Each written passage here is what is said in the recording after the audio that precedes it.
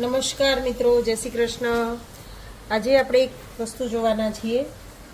લીંબુને સાચવીએ છીએ આપણે એરટાઈટ કન્ટેનરમાં, તો પણ જુઓ લોંગ ટાઈમ લીંબુ નથી રહેતા ગરમીના સારા. જુઓ એરટાઈટમાં છે પણ તો પણ લીંબુ બગડી ગયા છે. તો હવે આ લીંબુનો ગઈ વખત તો આપણે પાવડર બનાવતા જોયો તો, પણ ઘણી વખત પાવડર વગર પણ લીંબુનો રસ જોઈતો હોય છે આપણે. તો આજે એક બીજી ટેકનિક બતાવું છું કે લીંબુને લાંબો સમય કેવી રીતે સાચવી રાખવા. હવે આ લીંબુ તો બગડી ગયા, મોંઘા ભાવના લીંબુ છે મારા. તો હવે હું એને બીજી એક ટેકનિક બતાવીશ. આ જે લીંબુ છે એને કટ કરી અને હું રસ કાઢી નાખીશ, અને લાંબો સમય સુધી એની અંદર કોઈ જ વસ્તુ, ખાંડ, મીઠું, સંચળ કશું જ સાચવ્યા વગર, ઘણીવાર આપણે એકલો લીંબુનો રસ પણ જોઈતો હોય છે.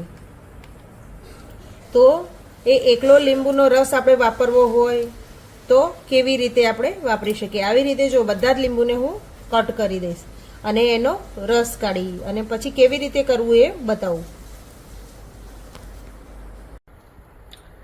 જુઓ મિત્રો, આ બધા જ લીંબુ મેં કાપી દીધા છે.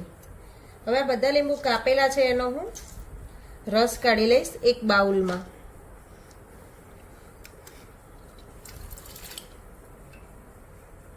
આ બધા જ લીંબુને કાપીને રસ કાઢીશ. ઘણી વખત આપણે ખાંડવાળો રસ ઉપયોગમાં નથી લેતા, તો આપણે આ એક બીજી રીત બતાડી. બાકી ગઈ વખત આપણે જે વિડીયો બનાવ્યો હતો એમાં લીંબુનો પાવડર બનાવવાનો હતો.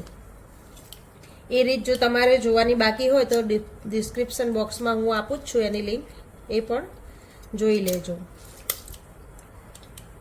અત્યારે ગરમીના લીધે લીંબુ જલ્દી બગડી જતા હોય છે, તો એ લીંબુ આપણે જરૂર પડે ત્યારે લાવીએ, પણ લાવેલા લીંબુ લાંબા સમય સુધી સચવાયેલા નથી રહેતા. મારા એરટાઈટ કન્ટેનરમાં હતા તો પણ લીંબુ બગડી ગયા.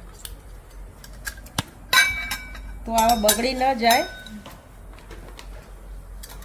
એટલા માટે હું એનો રસ કાઢી અને સ્ટોરેજ કરી દઈશ. જો કે આપણે જોઈએ એટલા જ લાવવાના, કંઈ વધારે સ્ટોરેજ મળે નહીં, પણ આ તો કોઈ વાર સસ્તા મળી જાય તો લાવી અને આવો રીતે તમે ભરી દો.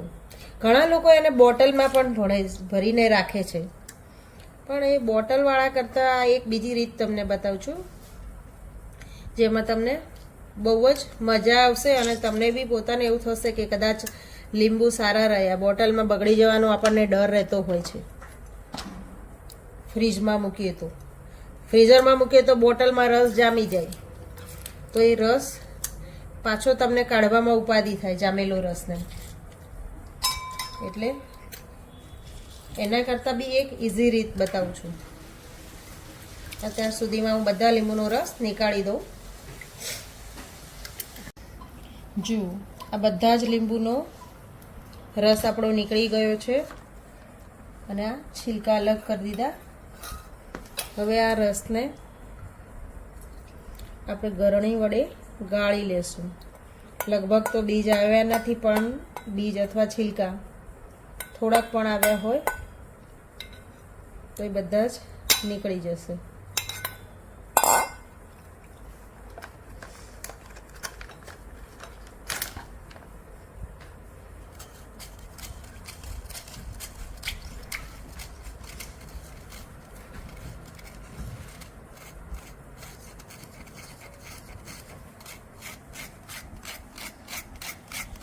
કમ્પ્લીટ રસ ગાળ્યો, આટલો કચરો અંદરથી નીકળ્યો. ગાળીને કરીએ તો તમને વાપરતી વખતે એના રેસા અને બીજ નાના નાના પણ ના આવે. હવે આ બાઉલનો રસ હું આમાં લઈ લઈશ.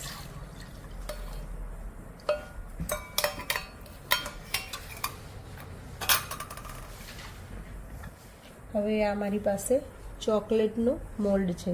આપણી પાસે બરફ જમાવવા માટેની આઈસ પ્લેટ હોય તો બી ચાલે, પણ આ મેં થોડું નાના સાઈઝના મોલ્ડ છે અંદર. તો આપણે ઘણી વખત વધારે રસ નથી જોઈતો હોતો, થોડોક ઓછો રસ જોઈતો હોય તો આપણે એક ક્યુબ નીકાળવાનો, વધારે જોઈતો હોય તો બે એટલા માટે હું આને જામવા માટે ફ્રીઝરમાં મૂકીશ. ઓવરનાઇટ આપણે એને ફ્રીઝરમાં મૂકીશું એટલે જામી જશે અને જ્યારે બી જોઈએ ત્યારે આપણે એકાદ ક્યુબ વાપરી શકીએ. આ મોલ્ડ ઘણા બધા ઉપયોગમાં આવે છે. આગળ મેં ચટણીમાં પણ બતાવ્યું હતું.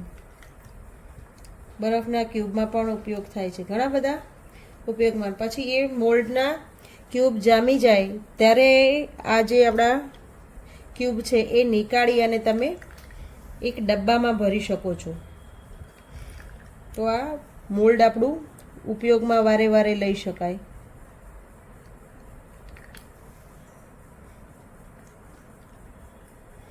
મારો રસ થોડો બચ્યો છે તો હું એક બીજા મોલ્ડમાં જામવા મૂકીશ. હવે આને હું ઓવરનાઇટ ફ્રીઝરમાં મૂકીશ. જામી જાય એટલે પછી તમને બતાવું કે ક્યુબ કેવા બની જાય છે. કેમ છો મિત્રો?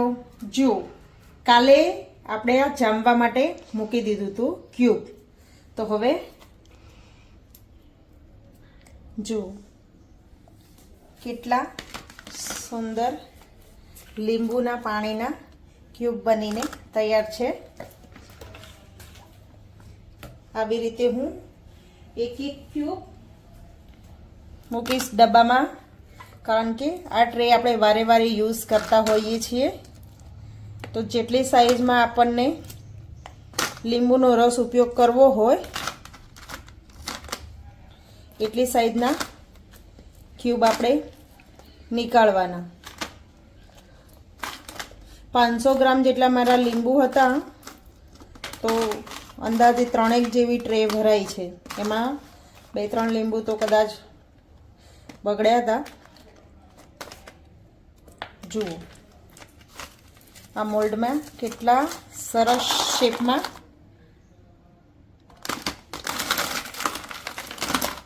લીંબુના ક્યુબ થાય છે. લીંબુનું પાણી બનાવવું હોય, દાળમાં આપણે નાખવું હોય, અથવા તો બીજા ઘણા ઉપયોગમાં આપણે નાખીએ છીએ. અને 5 મિનિટ સુધી બહાર રાખી મૂકીશું એક બાઉલમાં.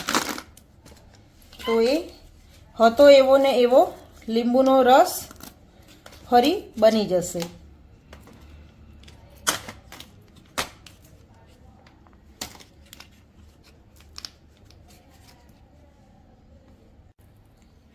જુઓ અલગ અલગ ટ્રેમાં 3 ટ્રેમાં મેં મારા લીંબુના જ્યુસને એડ કર્યું હતું.